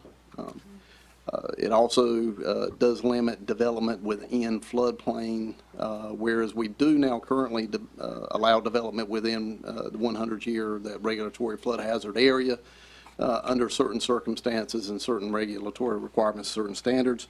It does not prevent any structure in those areas with the environmentally sensitive. That is it in a nutshell for the most part. So the environmentally sensitive area is based off of the drainage basins for particular tributaries, and those are listed in item number 2 under definitions, being those perennial streams in which are impacted by these environmentally sensitive areas. We have two, this is one of 2 larger environmentally sensitive areas in the county that the county has identified. Once again, in past, you have approved these where it has been demonstrated that the properties requesting to be removed from the environmentally sensitive area, where they demonstrated they did not generate any surface flow that was flowing back to these tributaries or these drainage basins for these tributaries. And if you'll see in Ms. Farmer's memo to the board, I believe it does go into a little more detail, and they have worked extensively with the developer of these lots, which are these 6 lots really are in question. It's 2 of those, being lot, appears to be maybe lot 1, lot 2, on Barnes Road, the Barnes Road subdivision. So they have worked extensively with the developer or the property owner, the builder, to determine that the drainage is not impacting these listed tributaries in section 14-103. Is that this letter you're referencing from Chandra? Yes. Yes. December 1st? Yes. I seem to get out of this, he's just stating it's not in the Little River watershed, it's in the Moccasin Creek watershed. That's correct. So if you go back to the definitions and the perennial streams, they have essentially continuous flow. Perennial streams in the environmentally insensitive area are specifically designated as Swift Creek, White Oak Creek. Little Creek does not mention Moccasin Creek, so it's not one of the streams that were intended to be provided any protection under the environmentally sensitive area. It's in your staff report. It's in the report. 14 Oh, okay, all right, I got you. It'll be item number 2 there. Yeah, I'm just reading her letter. Yeah, and that's what she's referring to, is stating that this is in the Moccasin, so that Moccasin Creek tributary as opposed to, or drainage basin for that tributary as opposed to the Little Creek.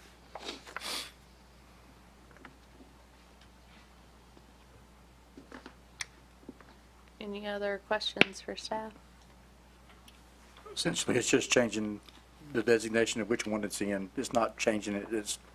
It's removing it because the environmentally sensitive area is not applicable to the Moccasin Creek tributary. Right. Or drainage basin. Right. It's only attributed or applicable to the Little Creek and those others listed, which are not, it would not be part of the others listed as well.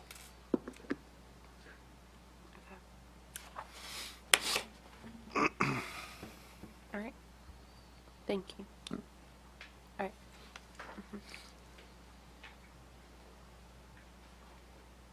Do I need to state my name again? No. So I heard a couple of times something about drainage. So with your permission, I would like to provide some photos, some pictures. Okay. Unfortunately, I only have one of each. Okay, that's fine. So my property directly backs into lot 15 of the development, as well as my right-hand side neighbor, which resides on 968. So we're the only two houses that actually kind of like back into that lot. You back into what lot? 15. It's not lot 15, it's actually, that's the address. The address, I'm sorry, 15, yes. It's one highlighted here. Yes. Is it lot 1, 2, 3, 4, 5, or 6? It's Right there. This is the lot he's talking about. This is his lot here. Correct. Oh, okay, got it. So obviously, my concern is that when it rains, as you can see on the pictures, water just continues to come into my lot and my neighbor's lot. So I'm not sure if removal of these is going to mean that we're going to have more water, or if the developer somehow can channel that water so that it can actually drain properly how it should be, and not into our two houses, because it's kind of like in a slant that is coming down. Okay. By the way, my wife follows them on Instagram since they started building the houses, and we love the houses. We walk through there all the time, and we actually welcome that there are houses there. We just want to address the water issue coming from those 6 lots into our plot, because we're at the bottom end. Okay. All right. Thank you. Thank you. All right. I'm going to let the applicant. Yep. You should have messaged me on Instagram, man. We could have. Yeah. So part of the problem was it was really dry. We planted grass and it was really wet. So I think it's just the grass. It's got seed. But let's talk. Let me make sure you get my number, because I don't want any impact on any of the neighbors or anything. I'm the owner of the construction company, but yeah, that, and following up on your concern, this has nothing to do with more water coming, less water coming. This is just a label that got put on there incorrectly that we're trying to get cleaned up. That's all. Okay. All right. Thank you. Okay. Back to staff. Yeah, based on Chandra's letter and everything, we recommend approval. I'll make a motion. Second. All right. Motion's been made and seconded. All those in favor? Aye. All opposed? All right. Thank you.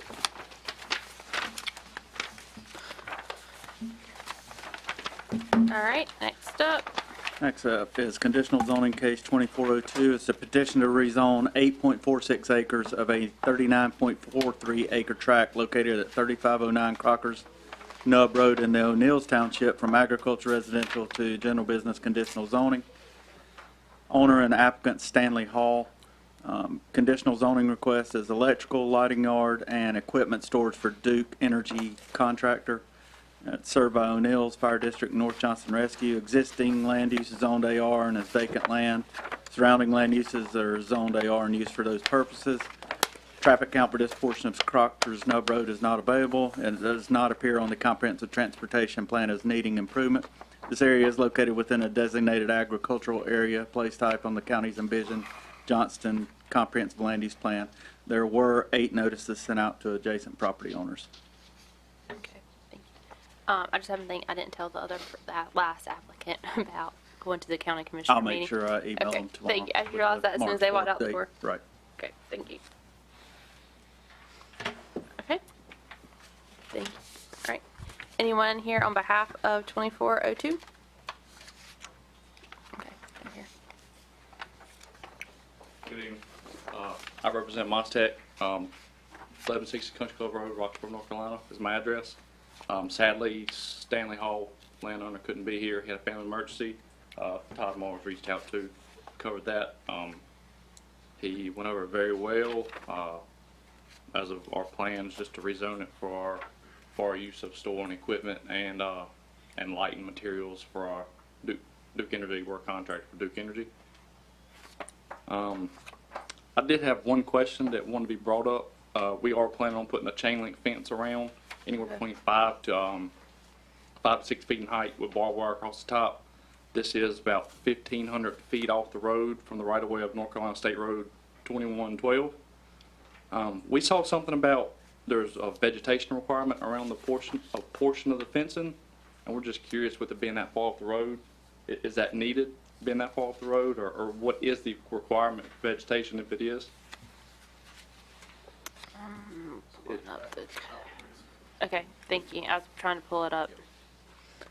So what's happening is they're requesting a partial rezoning of the property. In doing so, this is now going to be surrounded by a different zoning. So when you have these unlike zonings, county ordinance requires that there's a landscape buffer that borders the property, the more intense zoning from the less intense zoning district. And that's essentially what's happening in this case. Okay. And that buffer would have to be outside of the fence. Okay. Is that okay? Yes, understood. Just like, what about the tall enough to cover the fence, like, so you can't see the chain link fence, or? So it says Class B landscaping buffer, and that should be also within the conditions and everything with the rezoning. Yeah, so it's predicated on design standards and land development design manual. So they have to be of a sort of particular size at planning and have to be of a particular size within so many years to maturity. Okay. Great. Thank you. Thank you. Okay. I'd say, do you want to go over the conditions to make sure we're good upon?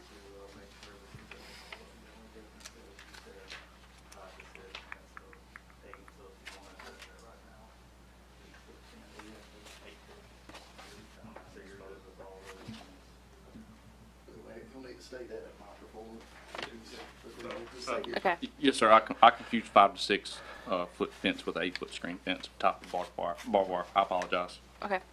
You good with the lighting and everything? And the Yes, sir. lighting? Yeah, down lighting, of course, not to disrupt neighbors and all that. Yes. Okay. All right. Thank you. All right. Anyone else for 2402?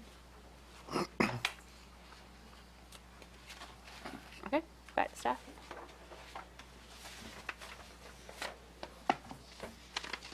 Staff recommendations approval based on the consistency statement. Any questions for staff? I make a motion to approve as with the conditions that are in the staff report. Second. Okay. All right. Motion by Freddie and a second by, I heard Tim first. All those in favor? Aye. All opposed? Okay. May 4th. All right. I mean, so March 4th. All March right. So just make sure you come back to the county commissioner meeting on March 4th. 6 p.m. Same place. Mm-hmm. Okay. Next up. Okay. Next up is conditional zoning case 2403. It's a petition to rezone .208 acres of a 10-acre tract located at 416 David Road in the Wilders Township from agriculture residential to general business conditional zoning. Owner and applicants Edgar Jose Mendez Cordova. Its conditional zoning request is commercial tree service vehicle and equipment parking. Northside Fire District, Clayton Rescue, zoned agriculture residential and used for those purposes, as well as for commercial vehicle parking at this time. surrounding land uses zoned AR and used for those purposes. However, there are several businesses on the road that are zoning violations. Traffic count for this portion of David Road is not available. David Road does not appear on the comprehensive transportation plan as needing improvement. This area is located within a low-density residential future land use place type on the county's envisioned Johnston land use plan. There were 6 notices sent out to adjacent property owners. This property came in as a zoning complaint to our office in June of 2023, along with several other properties on this road for the violation of operating a commercial business in an agriculture residential zoning district. I have a question. Yes. Is it part of the Windy Hill subdivision, section 4? It is? Are there covenants that restrict? We don't get involved in those, because those are civil matter between the property. Okay, gotcha. Covenants and the property. But David Road is not a state-maintained road? It is not. Mm-mm. Okay. It's passed.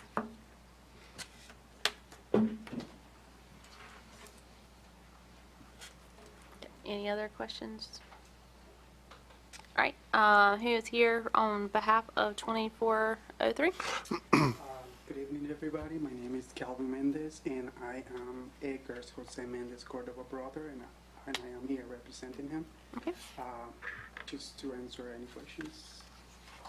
Is there currently a manufactured home out there? No.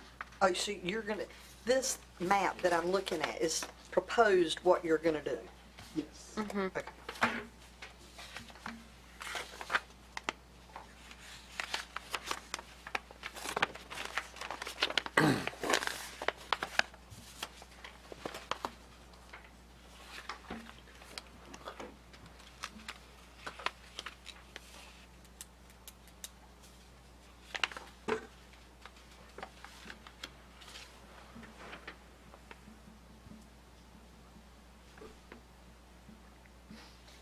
Can I ask staff something? Mm-hmm. Okay. All right, thank you.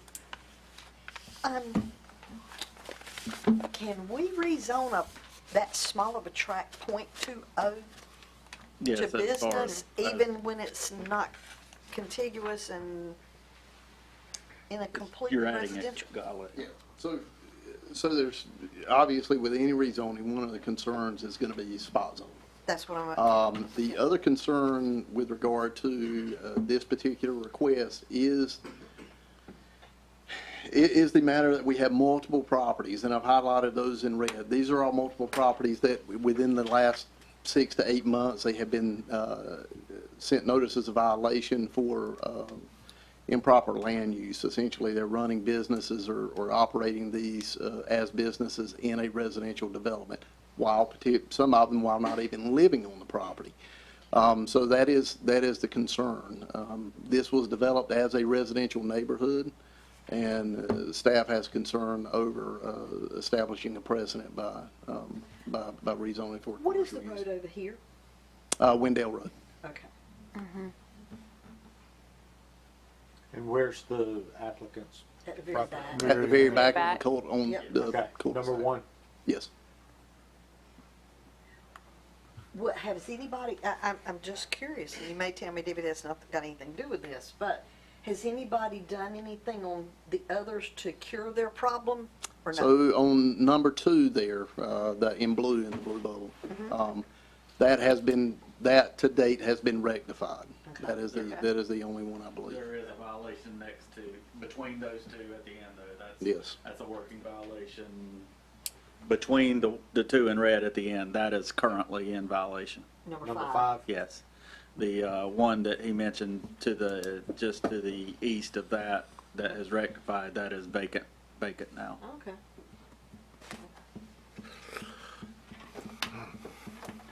So we would only be doing what's highlighted for number 1, not 3 and 4. Correct. The only thing Okay. you're under consideration tonight is the one at the end of the cul-de-sac. Okay. Was just making That's you what I was aware. thinking. I was just making sure we were all on the same page. So in other words, he would have to come all the way down that road with his truck. Absolutely. Yes. Staff does caution you. You have a concern here with spot zoning, as you do have a residential development. Number two, you do have the potential for setting a precedent within this residential development, and that could lead to additional requests, most likely will lead to additional requests. And I'll add to, it being residential and it's not on the state system, I'll worry about the condition of the roadway for all the rest of the residents and for fire and EMS or any law enforcement as needed. So, yeah. That's it. Okay. So what's marked for number 2, that's still zoned though residential though, right? It is, everything's on residential. That's what I thought. Okay. Yes. But 2 has cured that Number, problem. number 2 Okay. has been, their issue has been mitigated, yes. Okay. They stopped conducting business, basically. They did, they found Or moved an another place. appropriately zoned site and are operating there. Yes. Okay.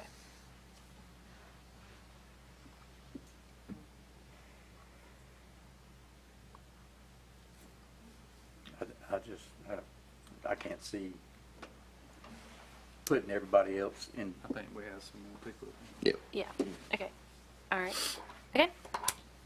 Hello, my name's Fernando Hernandez. I live at the very beginning of the road, which is 3441. We are currently doing the same thing they are, but we're a little bit behind. We actually do tow truck service, and we are trying to rezone as well, that one, and I believe number 3. And with your issue about the road, all the businesses are the ones that are keeping the road. So we pay for gravel, we pay for sand, we pay for asphalt, and we are maintaining the road. And if you see, there are businesses on there, on the main street. There's actually a industrial, and there is a general business right at the top.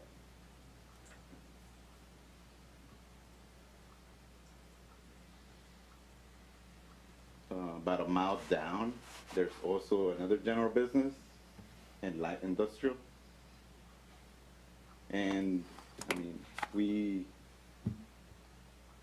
are maintaining the road, so we're actually chipping in. It's not that we're just using the road and not helping out. We can get letters from the rest of everybody on that street is on board with what we're doing, because we help out and we maintain it. Thank you. Okay. I'm Jim Yeager. I'm the 409 David Road. I'm the one stuck. I joined Edgar's property, and I also run a shop out of there as well. Mine is a lawnmower shop that I do. I've been in that area about 30 years living there, and I believe my business is somewhere like 15 years involved in that property. And I'm the one with equipment that drags and cleats the road up, and along with the other neighbors. So we work as hard as we can on that road. So. Okay. And my paperwork, like I say, we're trying to get our stuff through too, and mine will be coming in, I guess, for the next session. So. Okay. All right.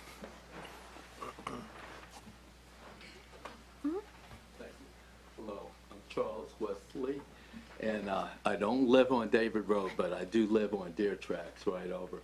You're And right both over. those properties in question border my property. Okay, so that and that other lot right there, both of those are mine. And so Edgar's and Jim Yeager's property directly border mine, and Miguel's property was that next one that was rectified, that moved. Now, I don't have a problem with either one of them that haven't been rectified yet. They have not. I've been there almost 13 years, and nobody has been a problem, Jim Yeager or Edgar. And I'm just here to say that I support what they're doing. I don't mind them parking their vehicles. I even use Jim Yeager services, And so he does maintain the road, I can tell you that. The road isn't optimally maintained on David Road, but that's because of the residents there that don't take care of it. But as far as the businesses go, they do take care of it. I can attest to that for the past almost 13 years, like I said. So I don't have a problem. As you can see, I'm the most impacted if it was anything negative because, like I say, my property borders completely Jim Yeager's and mostly Edgar's, where he proposes to park his vehicles. So I'm in support of it. Thank you. Thank you. I got a question for you. The property here that was rectified, Yes. did you want it rectified or you were happy with that? The one that was rectified by leaving, I was in agreement with that because. But as it is in that picture, is that acceptable to you? That's before they rectified it. Before they rectified it? Before they rectified You were okay with that? I was not, and I was not aware that there was trucks and tractors and all kinds of trash on the property. But that wasn't the case with Yeager or with Edgar. But it was the case with the I could see somebody filing a complaint. I like Miguel, but that doesn't, matter of fact, I'm still cleaning up his trash that was on my side. And so I was going to have it professionally done, but he agreed to come. And so so I did have a problem with that. I didn't file a complaint, but because I knew him personally, but I did call him and spoke to him and his wife and said, hey, you got to get all this stuff off my property because he did it without my permission. And also because he diverted the water. There's 2 FEMA creeks that run through, so he's flooding out my trails and negatively impacting my property. So I did address it with him directly. Okay, I got you. Thank you. Thank you. All right, anyone else? Okay. I had a question based on that. Had that lot that's been rectified been zoned with the zoning that they're proposing, would it have to be rectified? Or could it be like that? That's in violation. All of them are in violation at this point, except for that one that has moved operation. Is that what you're asking? No. If this one had been zoned according to what the zoning request is, the same zoning as what they're requesting, this zoning, would that be in violation? Or would it be allowed? Or would it be allowed? I mean, it depends on, at this point, it would depend on the conditions. I mean, he's asking for very specific conditions. But I know I'm asking you to. Right. Speculate. I mean, they all came in. We did receive a call. Our zoning enforcement officer, I don't know how many calls, I don't know who from, but about many violations on that street. And that was one of them. How long have they been vacated from the property? They actually turned in a rezoning application in, I think, August or September, right after the violation letters were sent out. In the meantime, while we were preparing it to come to the board, they found a warehouse and moved everything. Okay. So, and it's still being listed. I've received several calls about it. Somehow it's being listed as commercial property, and I've had to tell them it's not commercial property. I mean, it has a drink machine outside. It has, looks like a business. Okay.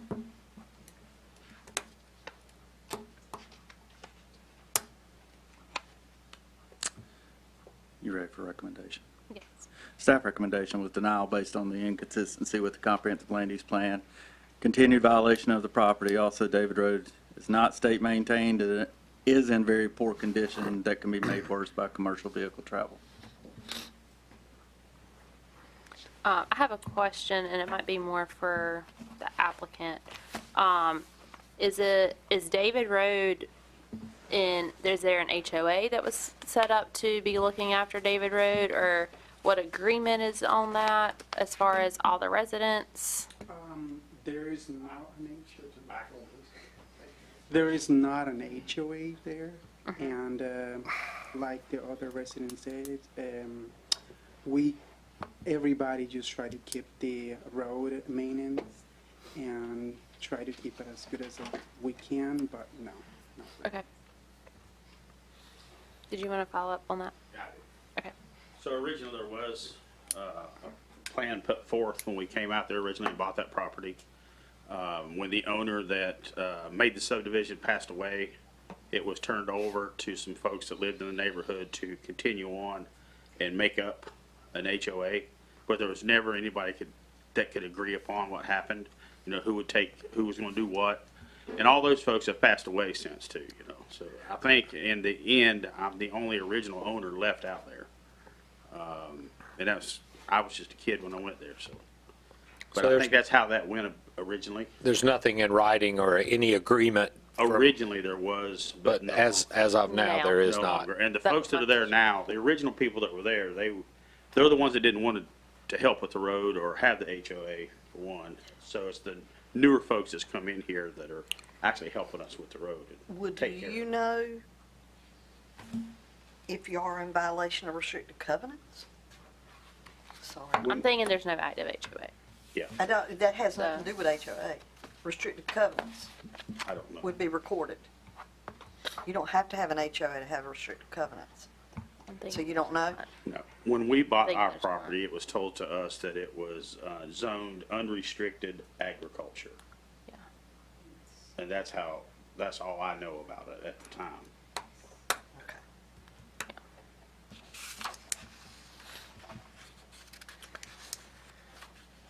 My concern is, what I was trying to point out in my question was that if we start grabbing this lot here and that lot there, and we zone it where it can look, your property you may keep it pristine and perfect, but as it goes, this may not be a violation if it's zoned business. And it could turn out to be that, not yours necessarily, but if we do it for yours, then everybody else's, they may not be as Forgiving. as good of a steward to their property as the applicant may be. They may pile up a bunch of junk on it, and it still fit within the guidelines and meet To be honest, requirements. the place in the neighborhood is up front, and they don't upkeep it at all. But, you know, there's other businesses Can you out there. can you just come to the mic? Yes. There are other businesses. I think the majority of my neighborhood's businesses. We got AC guys, we got gutter guys, and I believe we're all pretty much in that neighborhood some type of a business, except a few. And it's been that way for some time. And the person that did the complaint, they don't even live there anymore. They had a dispute with the one across the street from them that's no longer there, and that's what resulted in this whole problem. They're the ones that was getting complained on regular, and they're no longer there, you know.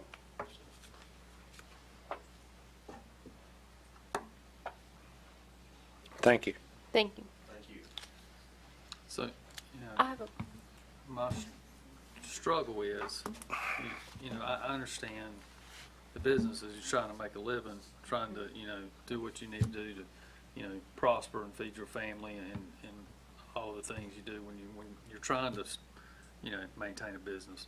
I do have some concerns about setting that precedence with it mixed in with some residential, and then your guy moved, maybe, hopefully. But you may get somebody else, and we're gonna be right back to square one. That's my That was concern. my point. Yeah. I guess my question is, let's say hypothetically, it wasn't the back end of the subdivision, it was the front, right across from already industrial. It's still close to residential and it's not a subdivision, but it's at the front of it and has main road access. See my point? Right, yeah. Mm-hmm.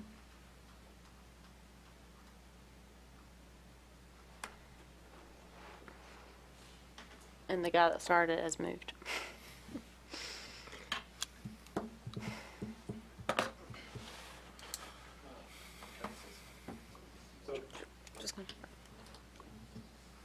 Most of us are planning on complying.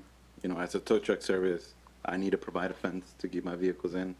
I provide the windscreen, and I would also provide a buffer with vegetation, which is, you know, trees or whatever, which I'm pretty sure they want to keep their equipment safe, so they will provide a fence of, you know, the buffer and everything else, as well as him in his shop.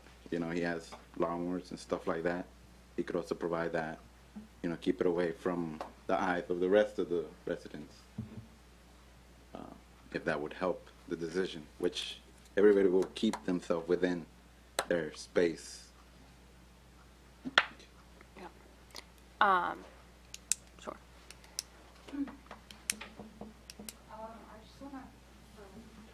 Good evening. I just want to add that. Can you have your name and address, yes, please? So I am Gabby, and I'm actually at 416 David Road. So the lot is actually, like he said, complying, maybe you guys setting some conditions. All we're asking is for parking space. And where it is back there, you can't even see us from the road. And like he mentioned before, like our neighbors mentioned before, we help upkeep the roads as well. And like Jim already has an existing building as well. We're not asking to build anything else, so I just wanted to put that out there, that we're not adding any additional structures. Okay. And I don't know if that's something that you guys can say, hey, don't build this. Okay, thank you. I was just gonna say that on the other side of it, I guess the north side, is a subdivision that's going in currently. And so, or it's off of Stott's Mill, so I guess, yeah, it's up a little bit more, that we approved a year or two ago. And so there's about to be several more homes coming in close proximity to that as well. I got a question for staff. Braxton, can you like delineate how many individual homeowners are there, not including the ones operating in violation as businesses? Each one of these That's sets a of home. numbers with the white background, this purplish number, that is a residential dwelling as an address. You got 25 or 30 from what I'm seeing right here. More than that. But, I mean, just my old eyes can't see quite that far, but And none of them are here? Well, none of them I are will here. tell you, I'm all for somebody having a small business trying to make a living. My only problem is it's in a residential neighborhood. And if you, I don't even, I'm not an attorney, and I don't even know that we're allowed to do spot zoning. But if we start allowing businesses in residential neighborhoods, we're going to have to let businesses in any residential neighborhood. And there's a difference in how they're zoned. Residential, agriculture versus business, industrial, light industrial. That's my only concern. You either rezone the entire place or nothing. Yeah, but then also, what's the difference in a lawnmower repair as a business versus, and I'm just putting it out there, versus someone that's an accountant that's also running out of their house? Well, as long as they're, but that's a business, well, that's and they're a in their business, house but they in the don't have subdivision. Yeah. That's a business. So, I mean, that's where I'm just asking also for guidance is what's the difference between an accountant and their neighborhood So versus if I have a home office and I'm working from my home and I'm not receiving customers, or I'm within the guidelines of a home occupation, then that is permissible. Okay. But you have to be within those guidelines, and it restricts the type of uses that can be used for a home occupation. Okay. Which none of these are that have been noticed or violation or within those guidelines for home occupation. Okay. It goes to intensity is why you have those guidelines for home occupation and limit those uses. It's very, very different intensity, much lower intensity than the uses we're seeing in these situations. Okay. So I just wanted to also just put that out there so it's in record. Home occupations are limited to 500 square feet of the property. They, at most, a homeowner and one other employee, things like that. No signs, that sort of thing. Very small sign, allows for a 4x4 attached to the building. Yeah.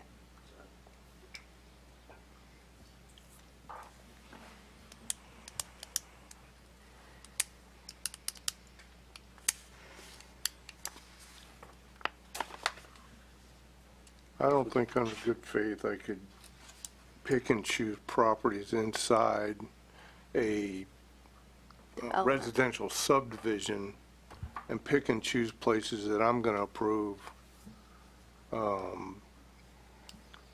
general business or business to move in. You know, this subdivision is residential. That's where it is. I commend the businesses out there for taking care of that road. I live on a private, or I live near a private road. It has to be taken care of, but I couldn't, in good faith, run trucks up and down a subdivision road where there's private homes at, so, or approve that. I agree with that. Yeah, I mean, my concern is setting a precedent for being able to pick and choose in a residential area. However, they're making a living for their family, as Tim mentioned earlier.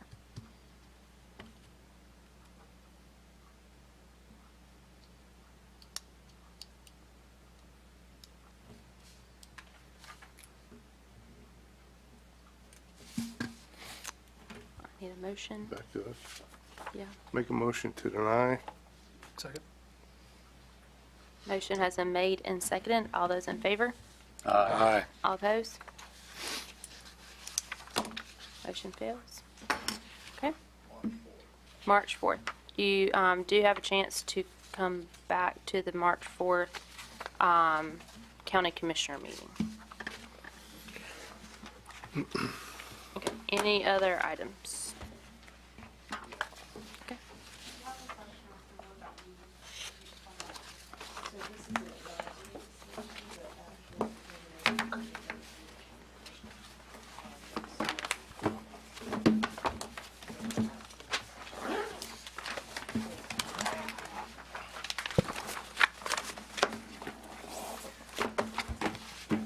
Okay, I need a motion also to adjourn.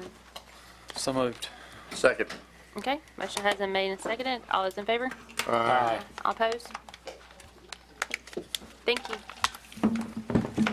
We made a mess. Good job, Madam Chair. You remind me of one of the guys